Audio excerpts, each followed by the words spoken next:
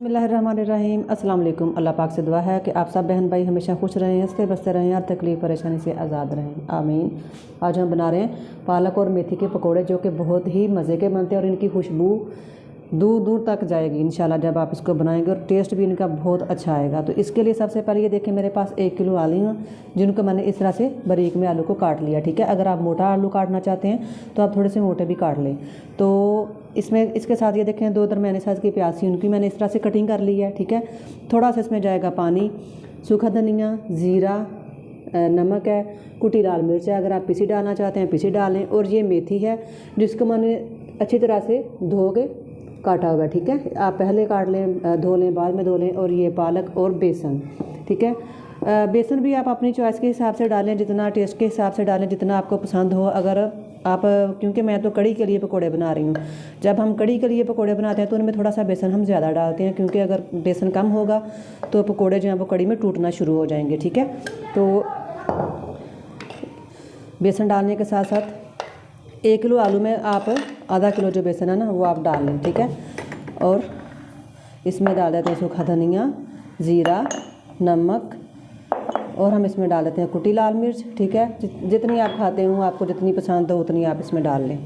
और इसमें हम डाल देते हैं पालक, मैंने डाल दी है, और मेथी डाल दी है। ठीक है, इन सारी चीज़ों को, बर्तन हमारा छोटा हो गया ज़रा, इन सारी चीज़ों को हम मिक्स करते हैं। बर्तन जो है वो मैंने चेंज कर लिया है, और अब मैं इसमें डाल देती हूँ थोड़ा सा पानी। एक बात मैं आपको और बता दूँ, अगर आप जल्दी से पकोड़ा फ्राई करना चाह रहे हैं तो फिर आप इसमें पानी डालें, लेकिन फ़िलहाल अगर आप, होता है ना कि कभी हम टाइम की कमी की वजह से, बचत की वजह से पकोड़ों का मसाला तैयार करके रख देते हैं, तो फ्राई हमने बाद में करने होते हैं, तो फिर आप इसमें पानी ना डालें, क्योंकि हमने इसमें नमक डाला है। तो फिर आलू जो हैं वो अपना ही इतना पानी छोड़ देंगे कि ये बहुत अच्छा सा बैटर जो है ना वो तैयार हो जाएगा। तो इसको हम अच्छी तरह से मिक्स करते हैं पहले। तो पकोड़ों में थोड़ा सा जो हम इसमें मसाले में थोड़ा सा बेसन और डाल देते हैं। ठीक है, ये मैंने बेसन डाल दिया, बेसन कम या ज़्यादा आप कर सकते हैं। और थोड़ा सा मैं इसमें डाल देती हूँ पानी, क्योंकि मैंने अभी ही पकोड़े फ्राई करने हैं, तो मैंने इसमें पानी डाल दिया। आप कभी भी अगर आपने बाद में बनाने हैं तो इसमें पानी ना मिक्स करें। ठीक है, तो मैं इसको अच्छी तरह से मिक्स कर लेती हूँ। अच्छी तरह से मिक्स कर लिया, चम्मच की मदद से बहुत मुश्किल हो रही थी, तो मैंने हाथ को धो के, तो हाथों के साथ मैंने मिक्स कर दिया। अभी देखिए ये मसाला इस तरह से है, जब हम इसको 10 मिनट के लिए, 15 मिनट के लिए रख देंगे तो ये बहुत अच्छा सा नरम सा, जिस तरह का हमें पकोड़े बनाने के लिए चाहिए होता है ना, उस तरह का हो जाएगा। तो इससे ज़्यादा इसको पहले से ही नरम ना कर लें। ठीक है, तो 10 या 15 मिनट के बाद अगर हमें इसमें पानी डालने की ज़रूरत महसूस होगी तो हम थोड़ा सा और डाल लेंगे।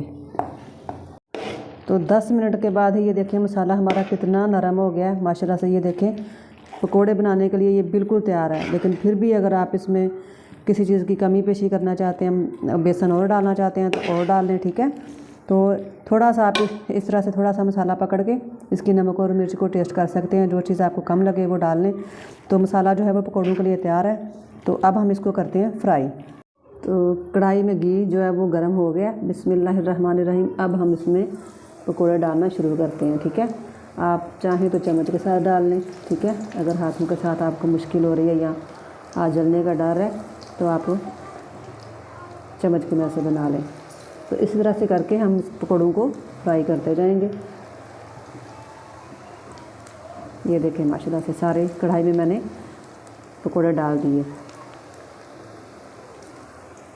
तो पकौड़ों के साइड करते हैं चेंज। ठीक है, अगर आपको बहुत ज़्यादा डार्क वाले पसंद है ना तो आप इनको डार्क कर लें। तो अभी मैंने इनकी साइड चेंज की है, दूसरी साइड पकने देते हैं।